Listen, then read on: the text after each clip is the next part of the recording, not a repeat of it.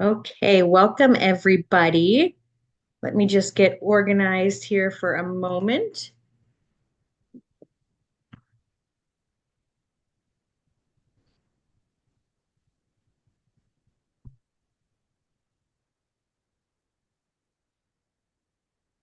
Okay.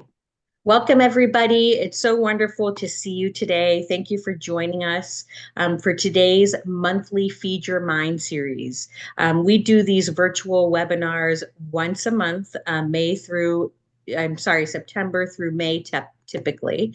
And they're on all kinds of different topics that are important that have been requested through surveys. And we hope that will help folks out there learn a little bit. So today on the menu for our Feed Your Mind survey session today is the odds are good you know someone affected by gambling disorder. I'm Wendy Singer, and on behalf of the board of directors, staff, and volunteers at No Shame on You, we welcome you to today's program. No Shame on You is dedicated to eliminating the stigma associated with mental health conditions so that people who need the help will seek it. Family and friends will know how to provide proper support and to ultimately save lives. We achieve our mission through programs like this, community outreach programs, customized workshops, an online presence of over 120,000 followers. So please like us on whatever platform works for you for some great content and resources. We have blogs, podcasts, we create all kinds of incredible resources. And crisis guides and different pieces that are available in our resource library online. And we customize workshops with audiences of all sizes. We partner with organizations throughout the Chicagoland community and the country, and we're known for our inclusive, consistent, and responsive programming for people of all ages and backgrounds. I want to thank our sponsors who were noted on the pre-roll slideshow and our awesome community partner for this program, JCFS Chicago. Thank you so much for everyone involved. Before I introduce our speaker today, we have a Q&A session at the end of the program. You can submit questions to me directly, Wendy Singer, and I'll do my best to answer as many questions as you can. If you have an immediate question, though, feel free to ask it and we can get it in during the presentation or afterwards. And now I want to introduce our wonderful presenter, who we're so grateful to have here today. Elizabeth Thielen is a senior director at Nakasa Behavioral Health Services in Lake County, Illinois, with over 20 years of work in the addictions field. She's a licensed professional counselor and is one of only about 70 certified gambling counselors in Illinois.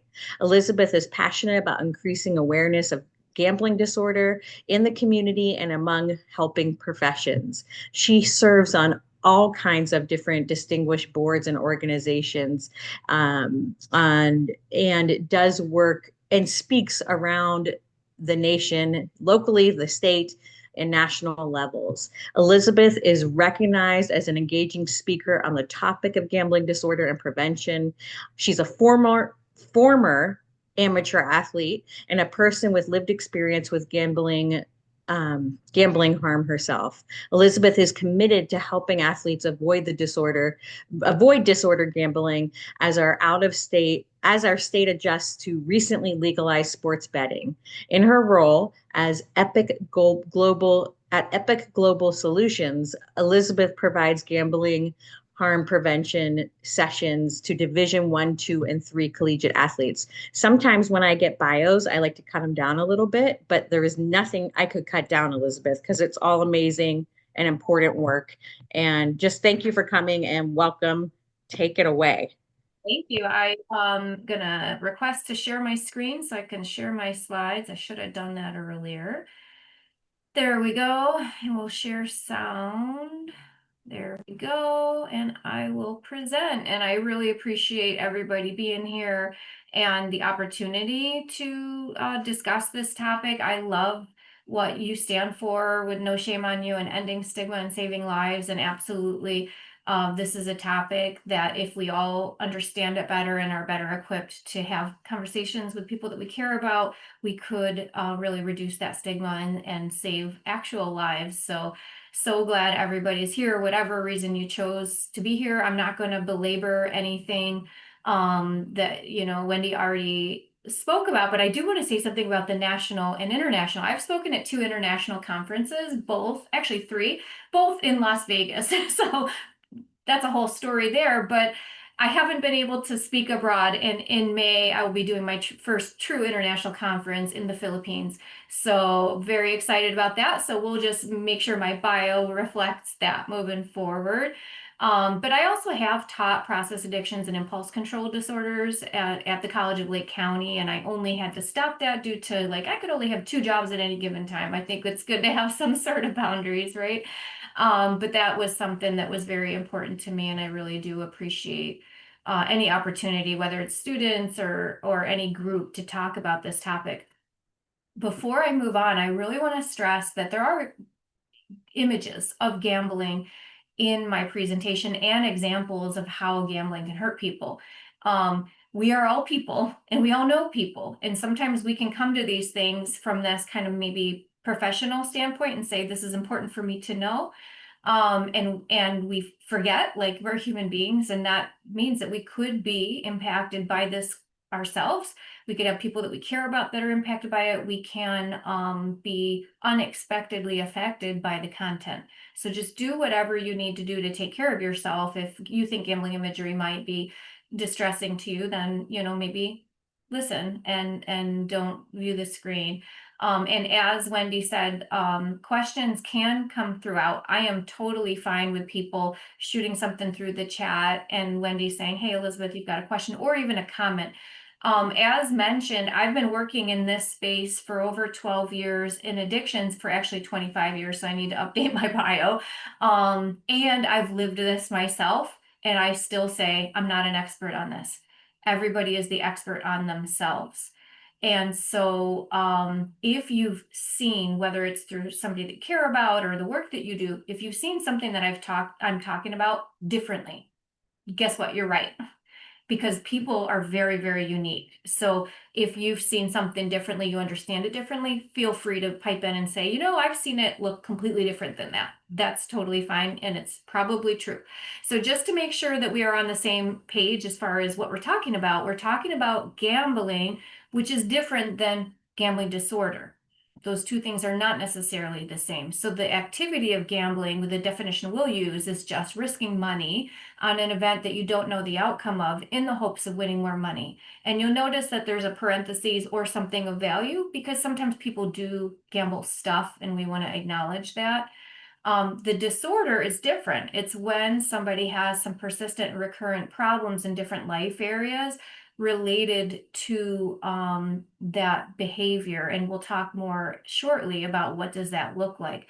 I do want to stress what it's not. It's not necessarily playing cards or dice for no money, and it's not inherently bad. Okay, so I come into this saying gambling in and of itself is not good or bad. It has harm potential, it has risk, and for some people that risk is greater than others. So what are some examples of gambling? I think if I just said, what's gambling? We might think lottery, roulette, poker. We might even think bingo. We might think the horse track. We might think sports betting, slot machines, dice, that sort of thing. And the world of gambling is very much changing. And so those all exist still, but there's also some newer things like Bitcoin and cryptocurrency trading. There is NFTs. These are non-fungible tokens. That's about as best as I can describe it, because it's not something I really get, but it is something that people interface with in a gambling-like way. We have people who are engaging in skins betting and loot boxes through video gaming in ways that either full on is gambling or is so close to gambling that it might as well be. Fantasy sports, DFS, daily fantasy sports, online sports betting, so slightly different than the type of sports betting that we might have thought of, say, 10 years ago. day trading even, and then esports, which is betting on sports or video gaming tournaments in a sports betting type way. So you'll notice that I do have two types of trading on there, day trading and cryptocurrency trading. And for some people that can get the defenses up and they go, wait a minute, that's not gambling. I do that. And let's go back to our definition. Are we risking something that we have on the hopes of winning more and we don't know the outcome of? Yes, we are. So it meets the technical definition, but remember, it's not bad. I have the whatever the nonprofit version of is of a 401k. Technically, that's gambling. You know, I'm a person in recovery from compulsive gambling. I choose not to gamble actively. So where does that fit? Well, I open up the statement whenever it comes in the mail and I look at it and go, gosh, I hope there aren't any parentheses or whatever the that shows losses.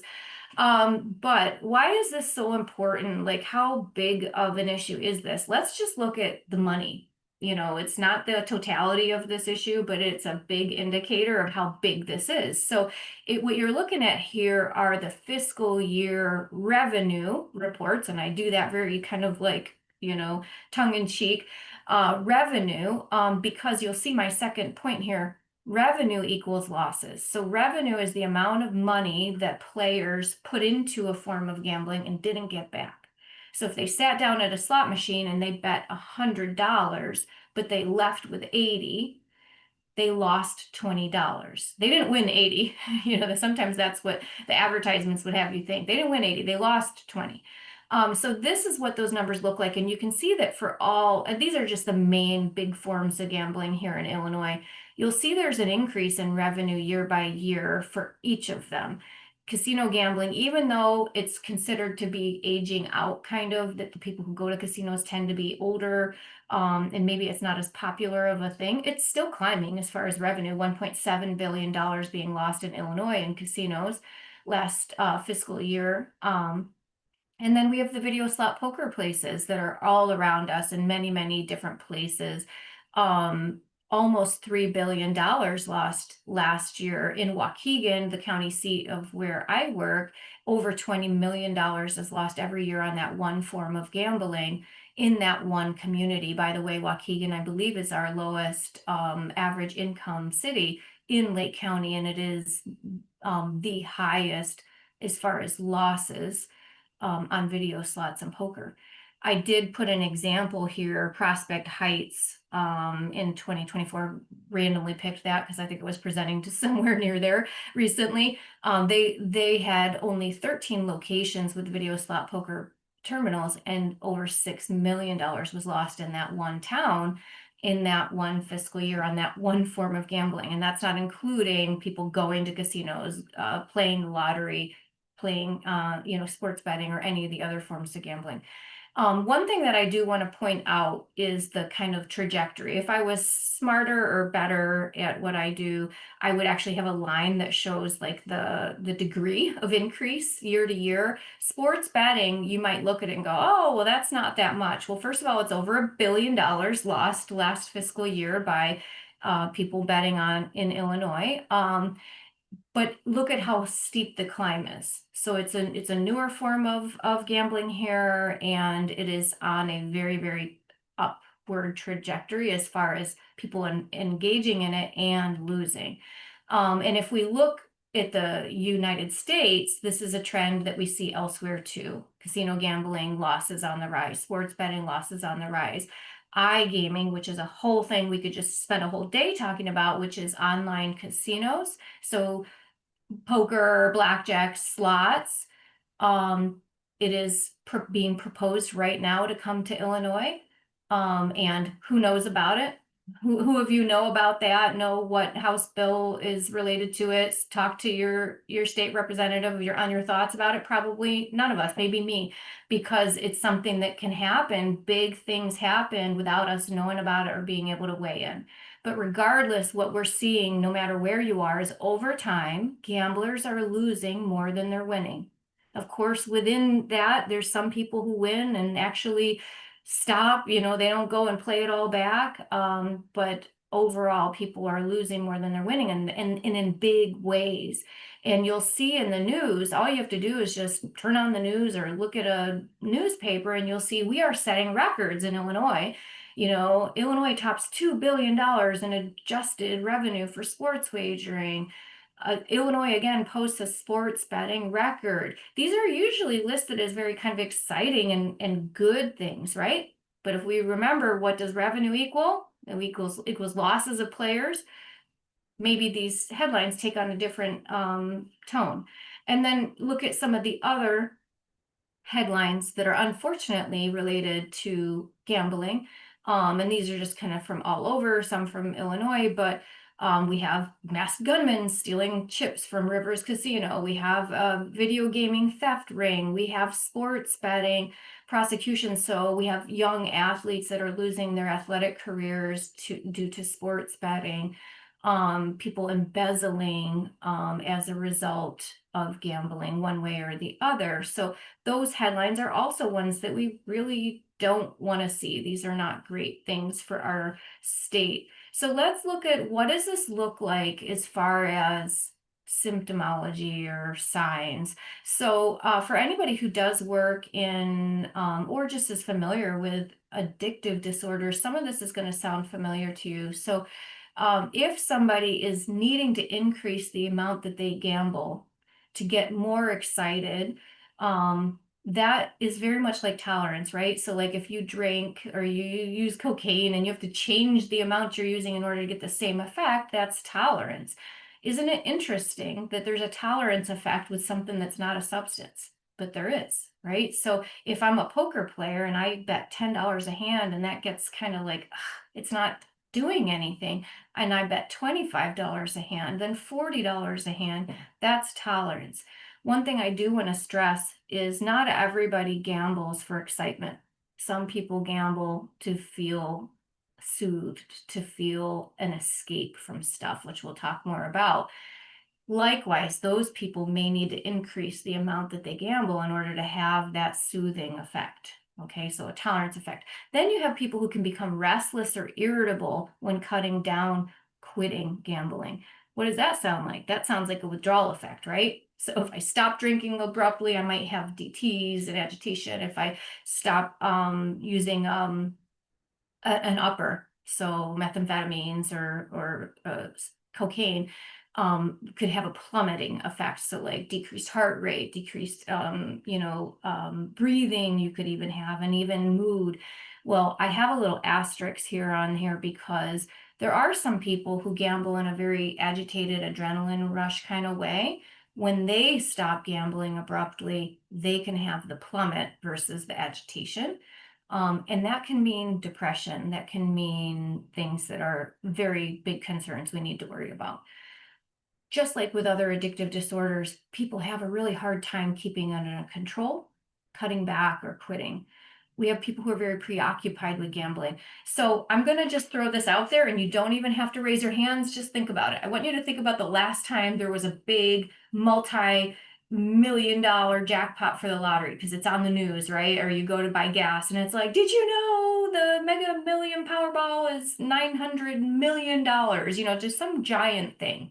How many of us stopped and went, oh my gosh, if I won that, I would XYZ. I would start this nonprofit. Do you know what my fantasy is? Open a fully funded gambling inpatient program in Illinois, because there isn't one.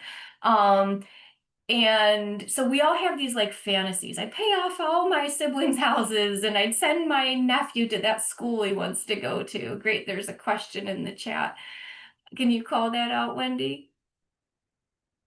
Oh, you're on mute. That was just me letting people know Okay. that they can submit questions to me. So no worries. But what I want to distinguish is that is a normal response to a gambling event in our environment, right? To kind of have that fantasy. That's very common. This symptom, this preoccupation with gambling is very, very different. This is somebody who is so preoccupied with gambling that it is consuming almost every waking moment and every part of mental energy that they have. So they wake up and they're thinking, when can I do it? How can I do it? Where can I get the money to do it? How can I hide that I'm doing it? I had somebody who was so preoccupied, for example, with scratch lottery tickets. That was their game of choice. And they were at work and they were like, oh gosh, are there still any jackpots left? I better go check the lottery website. And they moved to the lottery website and check, okay, there's still 3 left. Go back to work. Wait a minute. Oh my gosh, I better check because it's right after lunchtime and a lot of people go buy tickets on lunchtime, so they were so preoccupied that it was distracting from work to the point where they got so frenzied, they would leave work to go buy tickets. They would make up excuses like, oh, my pipes burst, I have to go home. Oh, just all these things. They're missing work now. And then to the point where they were actually taking money from work because they were in this desperate, frenzied state to keep gambling.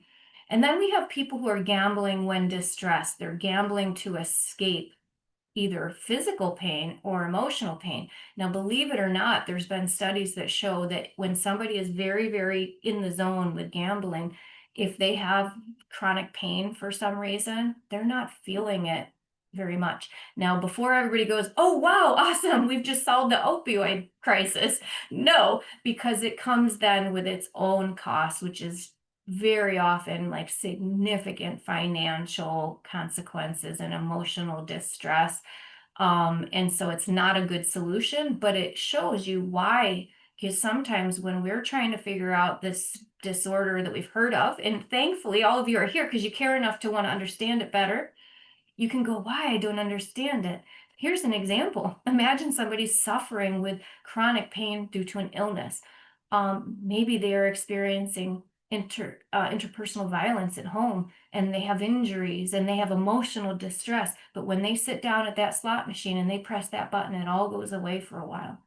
This is one of the reasons that people do engage in gambling far longer and more intensely than they otherwise would. We also have people chasing losses. So I haven't talked much yet about my experiences, but way I'm wired for all sorts of reasons, which we'll touch on for some extent, to some extent. If I lose, what that elicits in me is a desperate need to win it back. Before I stopped gambling, my husband came into my life and we had gone to the casino a few times together. He was the opposite. He would sit there, he would put like 20 or $40 in a slot machine, lose it really fast because that's how these things work, right? And go, let's get out of here. That's a very healthy response to a loss, isn't it? To have this like, ugh, let's stop, right? Not all of us are wired that way. I am more of a person like lose 100, lose 200, like, oh my gosh, I got to win that back. And I believe that I can because I've won before. So I've got to kind of double down, right? And keep going to try to win it back. Unfortunately, that usually leads to bigger losses and then more chasing. And then we have people lying to conceal the extent of their gambling or to conceal that they're gambling at all. Guess what? That's gotten a lot easier now, hasn't it? Right? So when I gambled, which I was a casino gambler, a card player, I'd have to kind of conceal being at a casino for 6 hours at a time, right? Like that's hard to show where you are when you're not where you're supposed to be.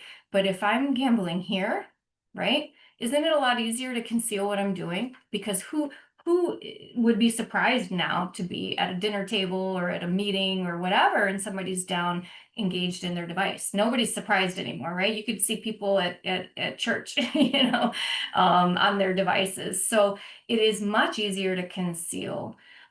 We have people who their gambling is causing significant problems at work, home, or school. And I can't actually stand this symptom because I think it diminishes each and every one of these. Because if you're experiencing one of these, it's a big deal. So imagine that you're somebody like one of my clients who works full time during the day, and the minute they clock out, they are jumping in their car to drive Uber, to deliver groceries, to try to bring in more revenue because they have experienced such financial strains due to their gambling. How well do you think they're performing in their full-time job when till 2, 3 in the morning they are working this other job, right?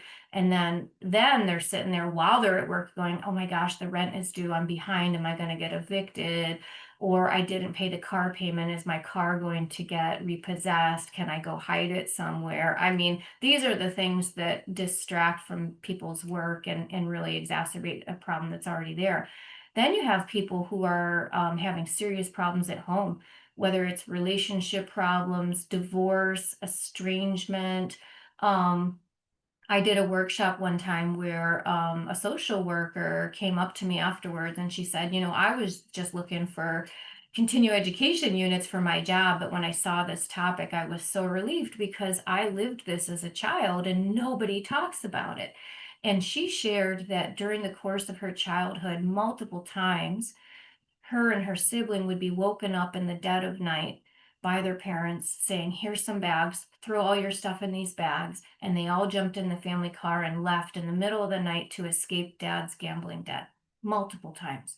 What impact does that have on a home when there's such gambling debt that the family has to move frequently? Young people having to get settled in at a new school, never knowing if how long they're going to be there before the next disruption to their life. And then you have school.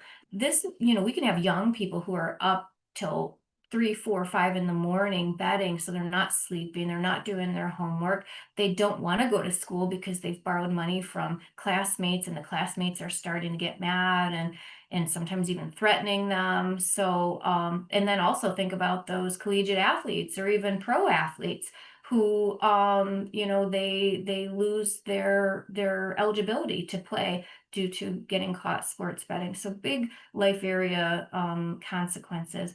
And then we have people who are needing to rely on other people to relieve desperate financial problems. When we talk about how do you notice that somebody's struggling with a gambling problem? It's almost invisible.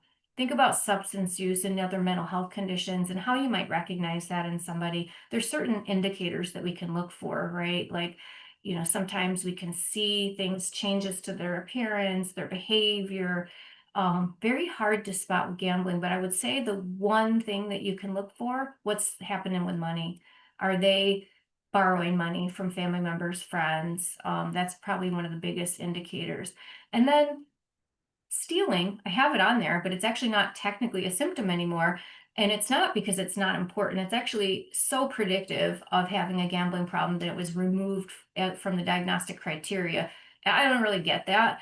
I'm like, how is it so important that we had to take it out? But it's so important that I leave it in because over half of people with gambling disorder steal or engage in other offenses as it relates to their gambling. And there's a lot of research that shows these are not people who are criminals by and large. They're not engaging in any kind of illegal activity prior to that. Outside of that, it is solely for the purpose of, oh my gosh, I can't pay my rent. I'm going to take this, I'm going to win, and then I'm going to pay my rent and I'm going to put it back before anybody knows. That's usually what's happening is I'm going to replace this once I win. And unfortunately, they often don't win or they don't win enough. So then they lose that trying to win enough. And then we do want to recognize that some people who are have bipolar disorder and are in a manic episode can experience symptoms of compulsive gambling. And they're still very serious, and we do need to get them support. So how big is this? If we all looked at the prevalence of alcoholism, for example, alcohol use disorder, it's about 10%. So for anybody who came in today who said, well, this seems like it could be a problem, probably not a big problem. And I think that's something that people are very commonly think like it's not that common. Alcoholism is about 10%. Gambling disorder is 3.8%, and I promise you it's more than that. This study that came out that yielded that for Illinois did not include anybody under the age of 18, and young adults actually have a much higher rate. Teens and young adults have a higher rate of gambling disorder than adults. And it didn't include anybody who was incarcerated. And there is a very high rate of gambling disorder among incarcerated individuals. And we have newer forms of gambling, including online sports betting, that had only just started when this study was done. So there's a new study that's going to start soon. I unfortunately predict that we're probably going to be seeing prevalence of 5 or 6% at that point. But there's lots of complicated factors to why this happens. One is that onset and exposure, don't we all know not to give kids alcohol and drugs? We all know that now. We know some adults still do it, right? But we do know that as far as the brain development goes, that young brains are not as able to avoid the addictive potential of substances. And in the mid 20s really is when our brains become a little bit more, I say, cooked, like they're more fully cooked at that point, and able to have a more controlled relationship. Unfortunately, almost nobody knows that that same thing applies with gambling. So think about how many times have you seen young people get scratch lottery tickets in their birthday or graduation cards? How many adults are helping young people to play sports bets right now, thinking that this is just something that the kid enjoys and they're good at it and they're stimulated by it. It's not drinking or using, but unfortunately, it is known to be predictive of disordered gambling. And then we have this thing called telescoping effect in women. So women tend to begin gambling later, but develop through to the disorder more quickly. Side note, early research is starting to show that sports bettors are also progressing through to the disorder quicker than other types of gamblers. So there's lots of reasons for that. But people with a history of trauma also are have higher rates of gambling disorder, and there is a degree of heritability. For example, if somebody has a gambling disorder, their children are more likely to develop a gambling disorder. But that's not the most common hereditary link. The most common hereditary link is what I had, a parent with alcoholism or a sibling with alcoholism. So the family history that I have, I don't drink and I don't use drugs. I've actually had surgery on my arm 3 times, and every time they're like, "You're gonna need opiates," and I'm like, "You're out of your mind. It's not happening." I recognize some predisposition that exists that I'm not willing to risk, and I protected myself, or so I thought. But nobody ever talked to me about gambling. I never knew that that was similarly um, able to be passed on. And so, unfortunately, that is the thing that got me. So, these are things that we do need to be aware of. And there are other risk factors, co-occurring substance use or mental health conditions. So, gambling is so stressful, or gambling disorder is so stressful that it can lead to things like, anxiety and depression. But usually it's the other way around. It is having a co-occurring mental health condition is makes that person more vulnerable to developing a gambling disorder if they choose to gamble. We already talked about family history. We talked about age. Keep in mind that just like young adults are at risk, so are older adults and seniors. And we can talk more about that later, but we do need to recognize that, if a older adult has tens of thousands or more of gambling losses, how challenging is it for them to recover financially when they don't have as much time left in the workforce as they might if this had happened decades earlier? Gender is equalizing, used to be very, very predominantly male, but women are narrowing that gap. There are some racial and ethnic groups that are found to be disproportionately affected, including in Illinois. Our Latinx community members are much less likely to gamble than Caucasians, but more likely to have the disorder. And then African American and Asian Americans also impacted, military and veterans and athletes. We can really speculate that a lot of the problems that we're seeing are related to expansion. The map down there shows legalized sports wagering, of which, of course, we do have that here. And we do need to recognize that underage gambling is a big deal. Over half of 16-year-olds have gambling apps on their phone. 75% of kids think betting is now part of sports. And as mentioned, there's a higher rate of problem gambling among youth, but nobody's talking about, nobody's worried about it. Aren't we worried about vaping and drinking and cannabis, right? But we're not even talking about gambling. And all day, every day, young people are on their phones and they're getting offers to place bets. And the perception of risk is very low among students, teachers, parents, and even counselors. Sports betting, young people are. Elizabeth, we have one question that came to me privately that why do you think athletes are more prone to it? And if you're getting to it, we'll hold tough. Well, actually, it's whether I get to it or not, let's get to it. Athletes have a lot of traits that make them good athletes. I know because I was one. I was actually a national champion back in 1997. So highly competitive, very much seeking wins, right? So there's no win that's enough. You win, you're like, great, let's do it again, right? Let me go higher.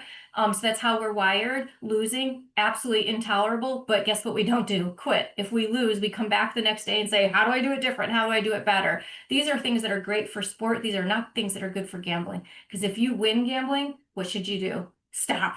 Count yourself lucky, don't come back. But athletes are not wired that way. If you're losing, what should you do? Stop because it's not working out for you. Athletes aren't wired that way. So those are just two reasons. If anybody's really interested in that, you can check out my blog, which is fightproblemgambling.com. And I talk about all the reasons that athletes are at increased risk for problem gambling. So fightproblemgambling.com. And then sports betting is one of the things that a lot of athletes get caught up in, right? Because they are around sports, they're very interested in sports, they're very knowledgeable about sports. So regardless of the age, especially with young people, you might go, how are young people gambling? They're using cash, they're using Zelle, Cash App, PayPal. They're using credit cards and debit cards, their own or other people's. They're stealing things sometimes. They are selling things. So it's something that is pretty significant and people aren't talking about. Yet a recent survey showed 20% of students are using their financial aid to bet. Are we not worried about this? So there's lots of access all around our young people, and there is kind of a connection between online and campus bookies, and some of the Greek life world is kind of getting in on this, and they're seeing themselves as being very like entrepreneurial, and they're helping people to place bets, and they're bringing in money, but they're part of something that is causing quite a lot of harm to young people. And so athletes actually are 4 to 6 times the risk for problem gambling than the general population. And then just young adults in a college setting have twice the risk. And there's, gambling all around them. There's gambling influencers, which is what that picture at the bottom is supposed to depict. There's social media posts that really kind of glamorize an unhealthy relationship to gambling. And the cost can be absolutely the ultimate cost. And one example is Kenny McKinley, a young football player in the NFL, Denver Bronco. He died by suicide as a result of gambling debt, as well as an injury that complicated his situation. So all of these things mean it's not because people are weak, irresponsible, or stupid. It has to do with how we are wired, our family history. There's reward activation when we gamble that is very similar to that of stimulants. And then we know also that there are medications that can either bring on compulsive gambling and can help treat compulsive gambling. So if that doesn't tell you that this all has to do with the brain to a large extent, I don't know what does. I'm not going to play these videos, but I do want to share with you that I will share these slides after. I'll send them to you, Wendy, and for about 30 days, we'll leave it active. Please go ahead and look at these, but there are some videos that kind of just give a little bit more information, including why would people chase losses? Why do people not understand the house edge? So these are good videos. I do want to explain these two other things, memory and saliency. So there's been research that shows we remember gambling wins longer and more clearly than gambling losses. So what does that mean? If you ask any gambler whether or not they have a problem, how are you doing? Are you up, down, or even? They're probably going to say, I'm up. Maybe they'll say I'm even. But what they're not going to say is, I'm not doing so good, because they're actually wired to think they're doing better than they are. And then there's something called the gambler's fallacy, which really depicts that we don't necessarily understand how gambling works. We go based on feeling. So in 1913, in a casino called the Monte Carlo Casino, there was a roulette table, and that's the one with the wheel that goes around and the ball that lands on, red or black, and the ball had landed on black like 5 times in a row. And people were like, oh my gosh, it's going to be red next time, right? So they put more and more on red, and it kept landing on black. In that one casino, on that one night, at that one table in 1913, millions of dollars was lost because it landed on black like 38 times in a row. And so there's a misunderstanding. The misunderstanding in this case that the event is affected by what happened before, and it's not.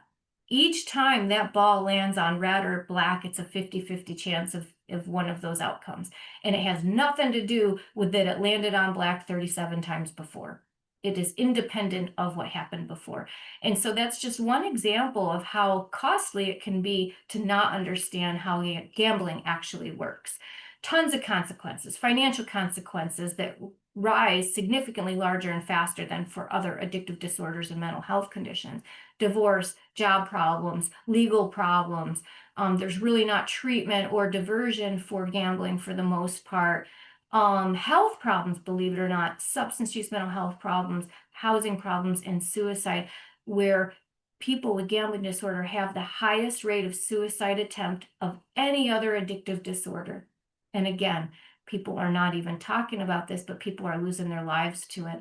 I'm going to skip ahead from some of this stuff here, but I do want to say that in Illinois, researchers found that 1 in 3 people with problem gambling had had a suicide attempt or serious suicidal ideation specific to their gambling. And the researchers acknowledged that these numbers are low because the people who died by suicide were not able to participate in the study. Isn't that an awful thing, an awful reality? But we have people who don't see any hope. They don't recognize why what is happening to them kind of makes sense, that there's a reason for it or that there's help available. And they feel like they have gotten in so deep that there's no way out. And sometimes they think like maybe the insurance payout or something will kind of wipe the slate clean for the debt that they leave behind. So that's the sad reality there. We do need to recognize, I mentioned some medications can increase risk for gambling in an unhealthy way, including Abilify, Mirapex, Levodopa, which are for either restless leg syndrome or Parkinson's disease. And then, like I said, bipolar mania is a condition which can contribute to compulsive gambling, as well as some of the cognitive issues can contribute to people gambling in a disordered way. There are medical implications, deep vein thrombosis, because it can be very sedentary activity, hypertension. There's higher rates of cardiac arrest among problem gamblers compared to non-problem gamblers, and even urinary and tract and bladder problems, because people can be so caught up in gambling that they're holding their urine for far too long, feeling unable to stop. And then we have people who are not compliant with their medication because they can't afford it, because they've lost all their money due to gambling. We've already talked about the challenges with seniors in gambling, but do know an older adult does not have to gamble to be affected, because financial exploitation of seniors is a huge problem everywhere, including in Illinois.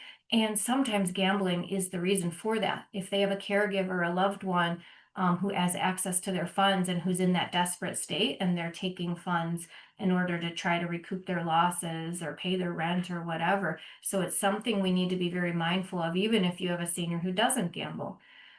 Let's talk about stigma. The study that Illinois did found that a good portion of people thought that gambling is morally wrong, and even that they would be embarrassed if they had a family member or a friend who needed help. One thing that I hear a lot, why don't you just stop? I've heard people say, I've never heard of that. Is that really a thing? Well, they didn't have to start. And then we get into that thing where people are like, well, it's not as bad as XYZ.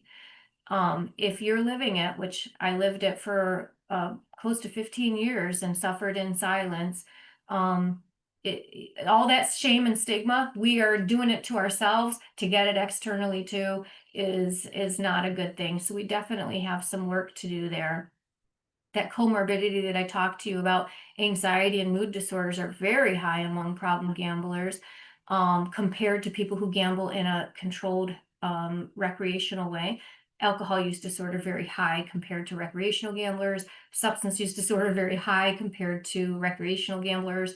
And then I mentioned adverse childhood experiences or childhood trauma is much higher in people who have gambling disorders. So there's that kind of vulnerability that can come about by trauma. And then other process addictions like work, food, pornography, video gaming, and exercise addiction are higher among people with gambling disorder.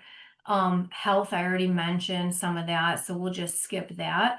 Intimate partner violence, I do want to touch on that. So if you think about what's a connection between intimate partner violence and gambling, you might think of the gambler loses money and they come home and they assault their significant other, right? And that does happen. That does happen. I've had clients who were in a desperate phase, wanting to gamble, needing to gamble, and the spouse is like, no, you can't have this money. We need this for groceries. And they assaulted their loved one in this desperate need to try to get that money. But guess what? That's not the only way it happens. It often happens in the other way.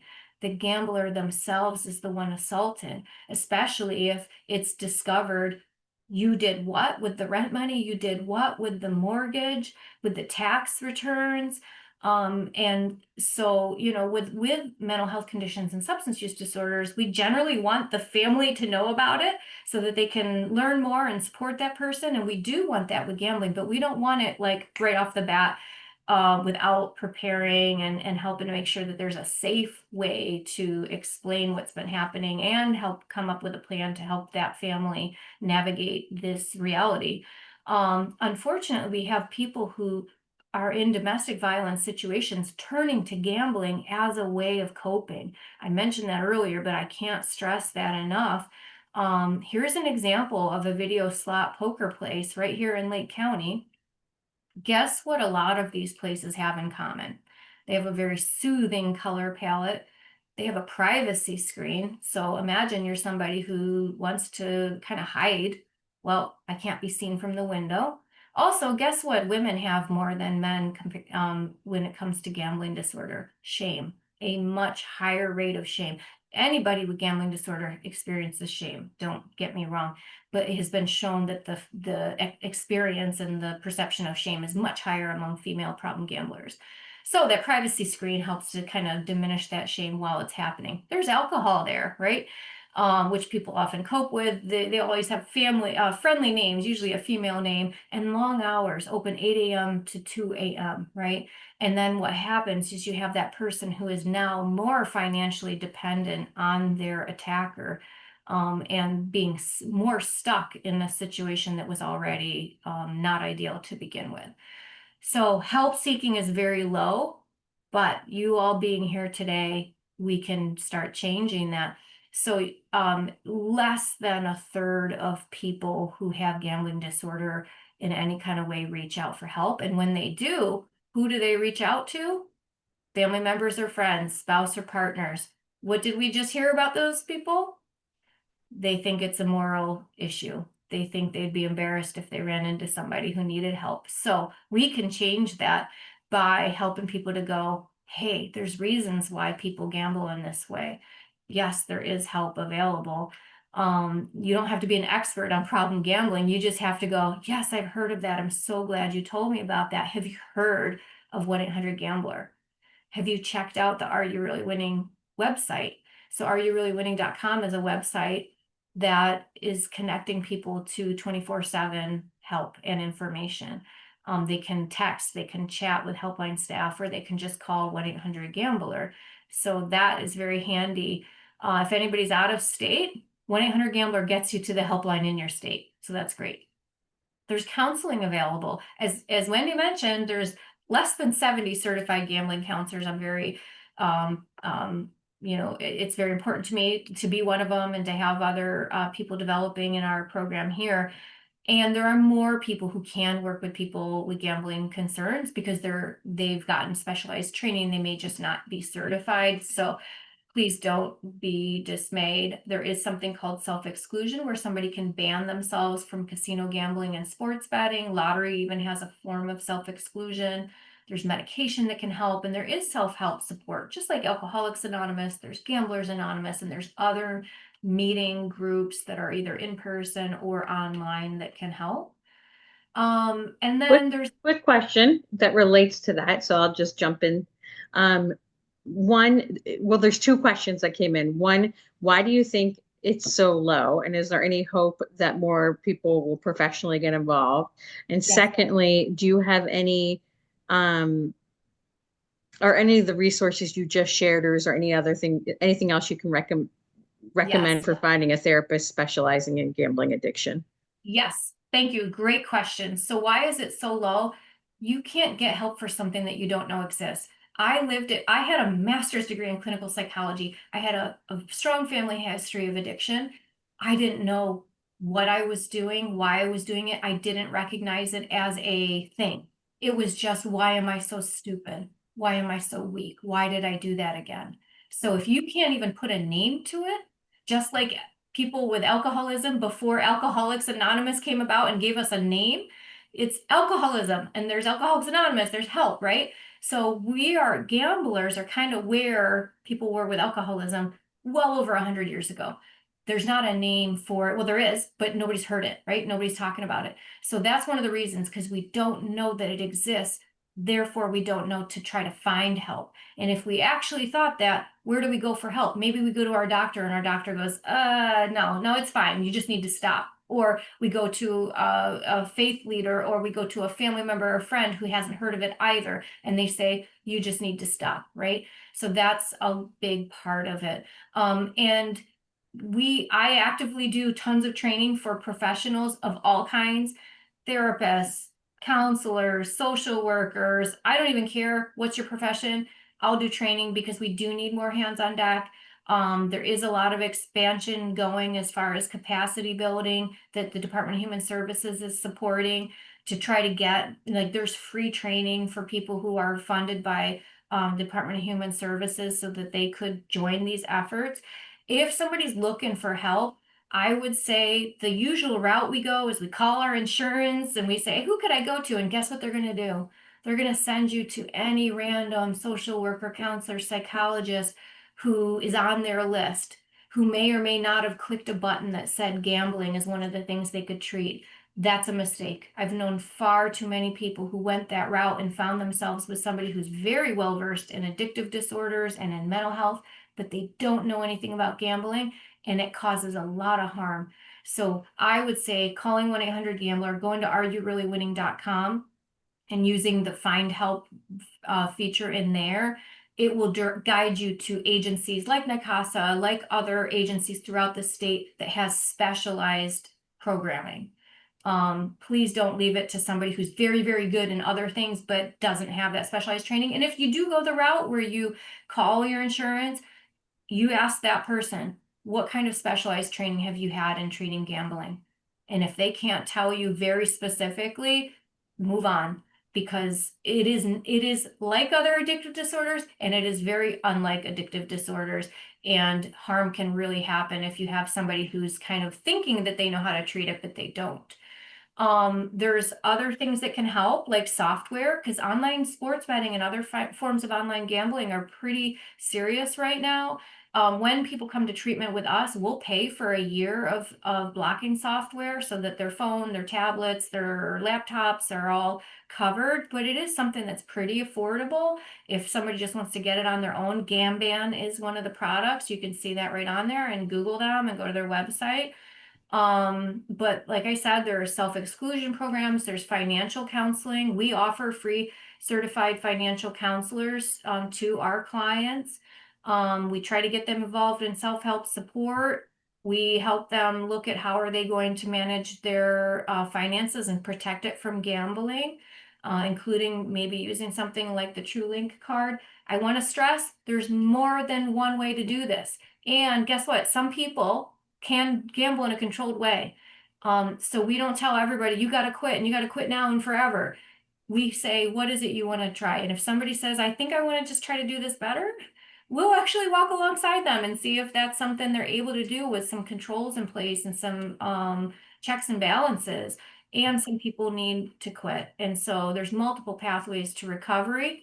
Know that all areas of somebody's life are affected by gambling disorder, and likewise, all systems that a person interfaces with could be part of the answer. So can we get all those different areas, schools and healthcare and the community to be on the same page? Yeah, this is a real thing. Yes, it hurts people. Yeah, there's help available. So let's take an empowering approach. One of the things that I do as a counselor is I make ads. This is an ad that I made, which says, gambling harm, I see you. I see what you take, my time, my attention, my money. Today, I take it all back. That's empowering rather than you have a problem, call 1-800-GAMBLER. No, like I see what's happening. Let's take control. Let's take an important, like a more empowering approach to that. Share what you learned today. Start screening if your role allows you to ask questions of people like, hey, what's happening with your health? What's happening with your gambling? And if somebody shows some sort of distress, get them in touch with 1-800-GAMBLER, get them in touch with us.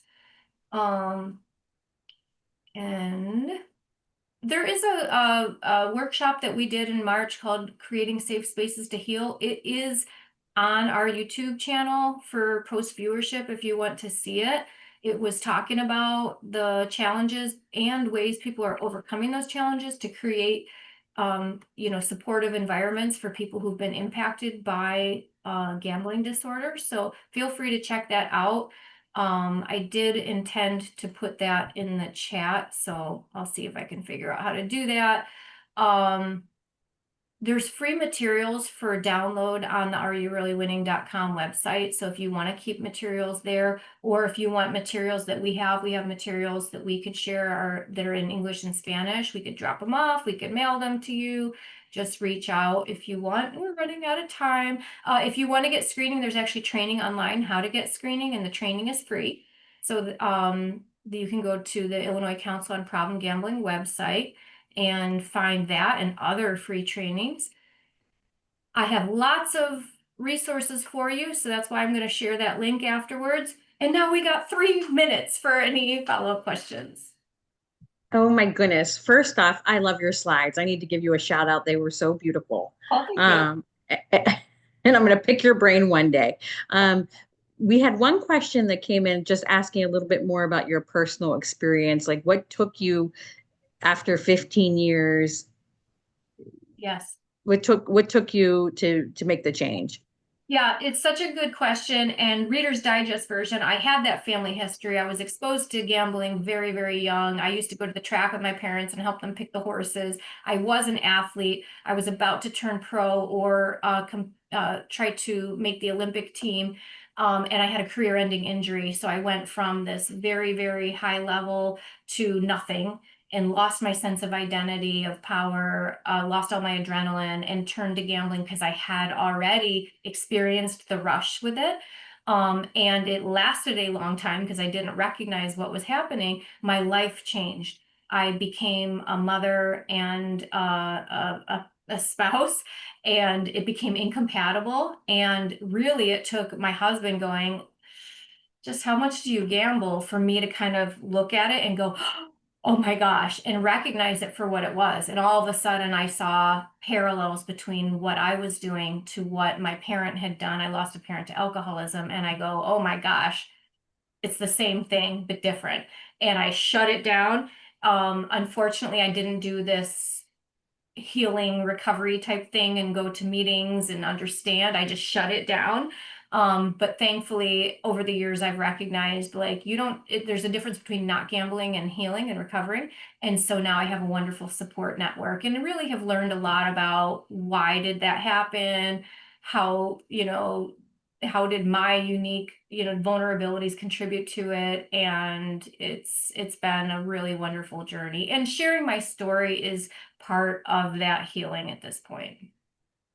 Thank you. Thank you for sharing your story. We're so grateful. This ends the formal part of our program. We're going to stick around just for a few minutes in case anyone wants to unmute and ask an additional question. And if not, it's totally okay. In the chat, please take a moment to fill out our survey and make sure we're hitting the mark. It reports back to our generous funders. As far as no shame on you, we'll send you out the recording after this and other resources that Elizabeth is sharing.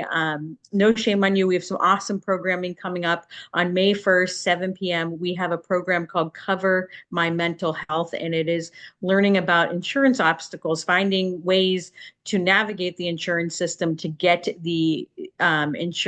get your mental health needs covered. So I'm super fired up about that program. Our next Feed Your Mind is on May 13th, I believe, and that is being an ally with a through a mental health lens for the LGBTQ plus community, and we're partnering with the Trevor Project on that, which is the largest, most incredible organization to do that. And the last thing is May 18th, our incredible teen leadership board is hosting a documentary screening called Our Turn to Talk. They're creating the program from A to Z. We're having a panel discussion with teens and professionals. They're all sharing their stories. And Elizabeth, I think you'll like this. One of the teens is an athlete who shares her story on the documentary, and she is coming in to speak to the teens on it. So I'm just excited about it. We're doing a lot. It's all on the calendar. Um, but thank you, Elizabeth, and thank you everyone for coming. And we hope to see you soon. Yep, and I'll hang out if somebody wants to talk real quick after. Thanks, everyone. We'll hang out for a minute or two. Thank you, everybody.